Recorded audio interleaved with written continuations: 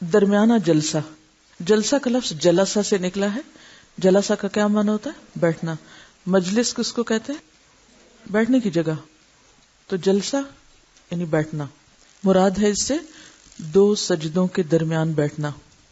حضرت ابو حمید ساعدی رضی اللہ عنہ کی روایت ہے، پھر رسول اللہ صلی اللہ علیہ وسلم سجدے سے اپنا سر اٹھاتے اور اپنا بایاں پاؤں موڑتے یعنی بچھاتے، یعنی پاؤں سے سیدھا ہوتا نا تو اس کو موڑتے، پھر اس پر بیٹھتے، پاؤں کے اوپر بیٹھتے اور سیدھے ہوتے یہاں تک کہ ہر ہڈی اپنے ٹھکانے پر آ جاتی، یعنی ٹک کے بیٹھتے، ہلتے جلتے نہیں، اطمینان کے ساتھ.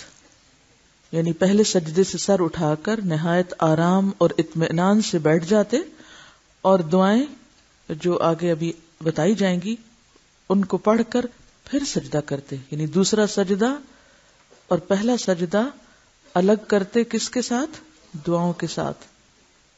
آپ صلی اللہ علیہ وسلم کا معمول تھا کہ بیٹھتے وقت اپنا دایاں پاؤں کھڑا کر لیتے، یعنی حتیٰ کہ دو سجدوں کے بیچ میں بھی جب بیٹھتے تو اسی طرح بیٹھتے اور دونوں پاؤں کی انگلیاں قبلہ رخ کر لیتے. ایک تو پاؤں جب موڑا جائے تو اس سے قبلہ رخ ہو جاتے اور دوسرا جو جس پہ بیٹھے ہوئے ہیں اس کے بھی اینگل اس طرح کے رخ قبلے کی طرف، یعنی جتنا میکسیمم موڑ سکے. اور کبھی کبھی آپ صلی اللہ علیہ وسلم اپنے قدموں اور اپنی ایڑیوں پر بیٹھتے. ایڑیاں کس کو کہتے ہیں؟ ہیلز کو. یعنی دونوں پاؤں موڑ کے تو پیچھے ہیلز اوپر آ جاتے تو ہیل کے اوپر بھی بیٹھتے. کبھی کبھی ایسا بھی کرتے.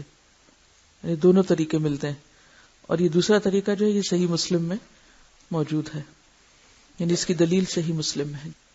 جب پیچھے پاؤں موڑ کے بیٹھتے ہیں تو ہیلز اوپر آ جاتی ہیں. ذرا بیٹھیں آپ سب اس وقت، انگلیاں کعبے کی طرف رکھیں اور ہیلز پر بیٹھیں. بولنے کی تو ضرورت نہیں. ہم ہر وقت بولنا کیوں شروع کر دیتے ہیں؟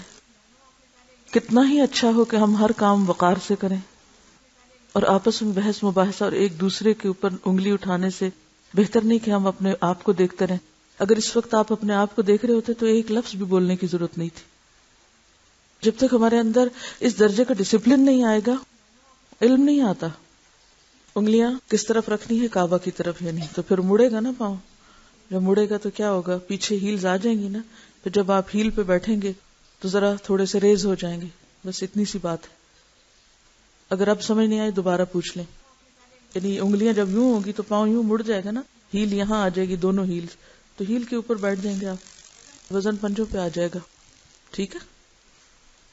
اور کبھی کبھی آپ صلی اللہ علیہ وسلم اپنے قدموں اور اپنی ایڑیوں پر بیٹھتے.